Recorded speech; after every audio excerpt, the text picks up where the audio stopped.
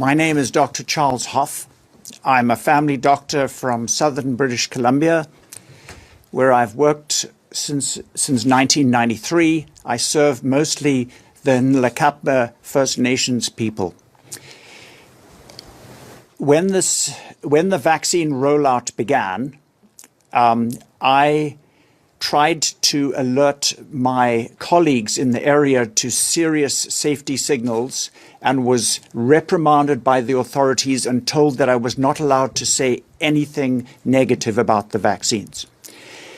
And so when I started to see very serious side effects in my own patients, within 3 months of the onset of the vaccine rollout, I had one patient who died suddenly after his shot. I had 3 people who were clearly going to be permanently disabled and a number of others who were seriously injured. So I sent an open letter to the British Columbia Public Health Officer, Dr. Bonnie Henry, to inform her of these safety signals. Her response was to refer this to her top vaccine safety specialist, Dr. Monica Naus, who assured me without any investigation of any of my patients that these were all coincidences. So I said, I've been family doctor to these people for 28 years. I know them very well, and there is no other medical explanation for these terrible, disabling symptoms that they have.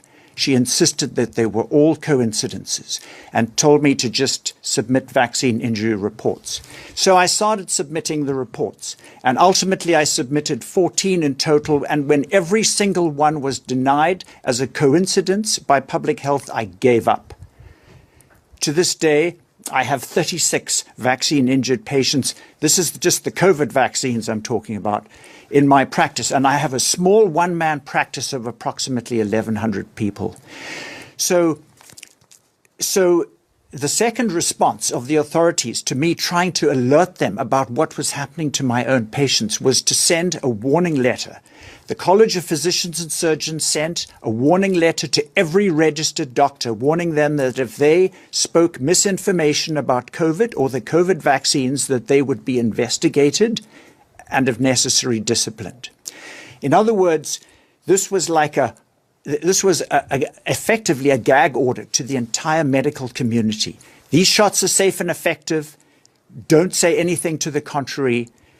You will be putting people at risk. So ultimately, I was charged with spreading misinformation. And to cut a long story short, after they eventually dropped those charges, shortly before my trial, because I had a brilliant lawyer and 8 world-class expert witnesses to defend me, the only reason that the college could give me for why they dropped the charges is that this process has already fulfilled its purpose of acting as a deterrent to other doctors who may wish to spread misinformation.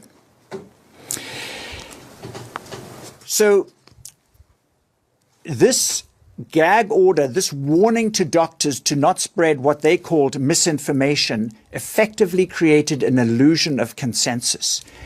Because the doctors were too afraid to speak up, all the doctors thought that there were very few doctors out there trying to raise the alarm of what was happening, because it was clearly devastating. And I pointed out in my letter to Dr. Bonnie Henry that at that point, which was 15 months into the pandemic, we had not had one single person in our town needing any health care for COVID at all.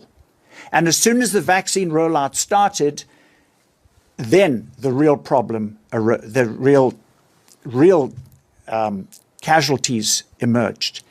And I pointed out to her that it was clear to me that the COVID injections were more dangerous than COVID.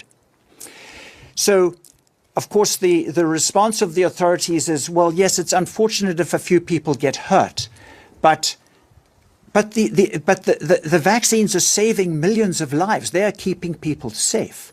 So one needs to keep in mind that in the first year of the pandemic, there was absolutely no increase in the number of people dying in Canada.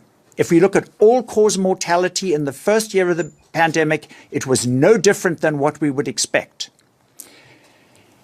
The increase in all-cause mortality started after the vaccine rollout. In the United States, they have now had approximately 1 million excess, these are non-COVID excess deaths since the vaccine rollout. So this idea that the vaccines have saved millions of lives is absurd. The number of people dying is higher than ever.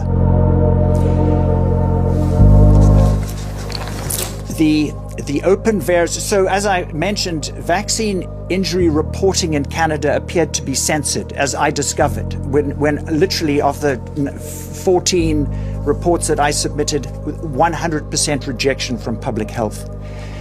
So we have to look to other nations. Since Canada had a censored vaccine injury reporting system, so the open VAERS in the United States records 39,000 people who died unexpectedly within 28 days of their COVID shot.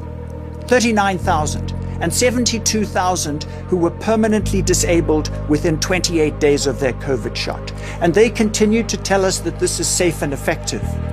There seems to be no ceiling on how many casualties there need to be before they shut this down. So I am part of this Allison inquiry, advocating for the safety of my own patients and for all Canadians. Thank you.